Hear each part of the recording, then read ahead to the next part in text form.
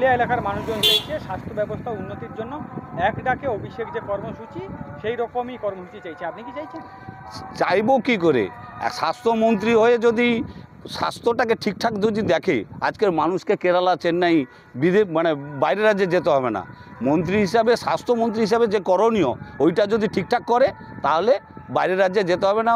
ঠিকঠাক যদি আর ডাক্তাররা আসে, নার্সরা ঠিকঠাক কাজ করে তাহলে এখানে এই বেহাল দশাটা থাকবে না। আপনার নাম?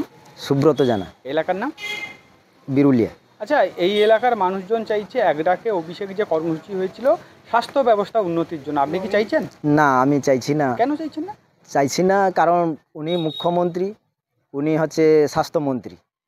আজকের নন্দীগ্রামের যা স্বাস্থ্যের খারাপ অবস্থা, সুপার স্পেশালিটি হসপিটাল বলো, গ্রামীণ আমাদের রয়েপাড়া গ্রামীণ হসপিটাল বলো, ওগাতে মানে গরু ছাগল ছাড়া কিছুই ঢুকে না। আর দ্বিতীয় কথা হচ্ছে যারা যায় মহিলারা কেবলমাত্র হচ্ছে যারা প্রেগনেন্সি হয় যায়, এছাড়া আর কিছুই হয় না ওখানে, কোনো স্বাস্থ্যের বেহাল দশা। আর যেটা অভিষেকের কর্মসূচি বলছো ওটা হচ্ছে কেবলমাত্র হচ্ছে কিছু ভাঁওতা দেওয়ার জন্য মানুষ উদ্গ্রীব।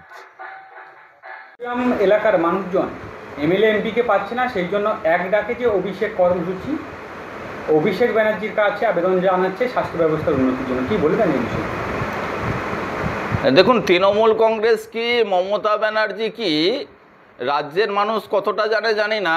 আমি দায়িত্ব নিয়ে বলছি, মমতা ব্যানার্জি এবং তার দল যে এক নম্বর মিথ্যাবাদীর দল সেটা নন্দীগ্রামের মানুষ ভালো করে জানে। কারণ এই বিরুলিয়াতে মমতা ব্যানার্জির সেই পা ভাঙা নাটকের কথা কি বিজেপি, কি তৃণমূল, কি সিপিএম, কি কংগ্রেস সবাই জানে কতটা পরিমাণ মিথ্যাবাদী হলে এরকম মিথ্যা প্রচার করা যায়।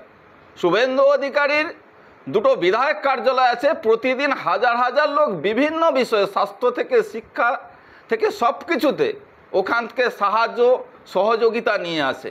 এবং শুভেন্দু অধিকারী মাসে 20 দিন নন্দীগ্রামে আসে। তারপরে যদি এই হেরোদের দল নন্দীগ্রামে পিসিমণি হেরে যাওয়া তার দলবল যদি এসব কথা বলে নন্দীগ্রামে কিছু করতে পারবে না মমতা ব্যানার্জি এবং তার দলবল। কারণ মমতা ব্যানার্জির ডাহা মিথ্যাবাদী বলে এই বিরুলিয়া অঞ্চলের তৃণমূল কংগ্রেসও জানে।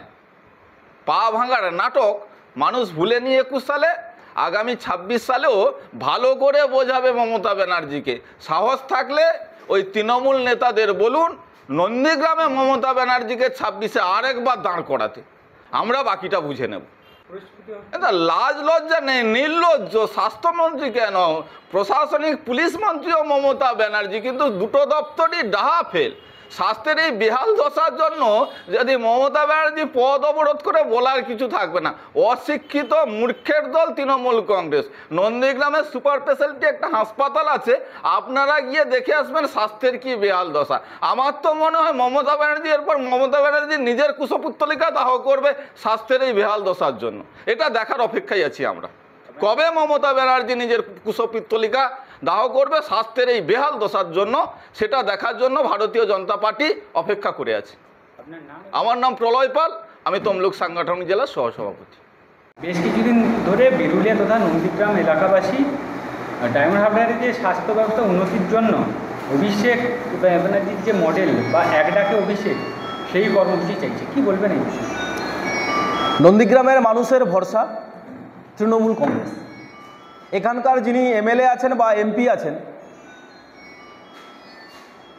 শুভেন্দু অধিকারী, তার 5 বছর পূরণ হতে চলল, এলাকায় কোনো উন্নয়ন করেনি।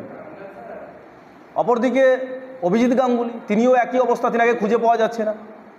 তাই নন্দীগ্রামবাসীর ভরসা অভিষেক বন্দ্যোপাধ্যায়। সবাই চাইছে ডায়মন্ড হারবারে যে স্বাস্থ্য পরিষেবা চালু হয়েছে নন্দীগ্রামেও সেই পরিষেবা চালু হোক। এক ডাকে অভিষেক নন্দীগ্রামে যেমন চাইছেন, রাজ্যের স্বাস্থ্যমন্ত্রী কিন্তু স্বয়ং মমতা ব্যানার্জি। অভিষেক বন্দ্যোপাধ্যায় এবং মমতা বন্দ্যোপাধ্যায়ের কি মধ্যে বিরোধ সৃষ্টি হবে না? কি বলবেন? না, মোটেও না। দেখুন, যখন নন্দীগ্রামের বিরুলিয়াতে পরিযায়ী শ্রমিক কেরালাতে মারা যান, ভীমচরণ বাড়ি, তখন সেই পরিবার, আমি শুনেছি প্রথমে বিজেপির কাছে গিয়েছিল, যেহেতু এলাকার বিধায়ক বিজেপির, তাদের ওপর ভরসা না করে তাদের কাছ থেকে ফিরে এসে অভিষেক বন্দ্যোপাধ্যায়ের প্রতি আস্থা রেখেছেন এবং অভিষেক বন্দ্যোপাধ্যায়ের কাছে তিনারা বার্তা পাঠিয়েছেন ডেড বডি যেন তাদের বাড়িতে পৌঁছানো হয়।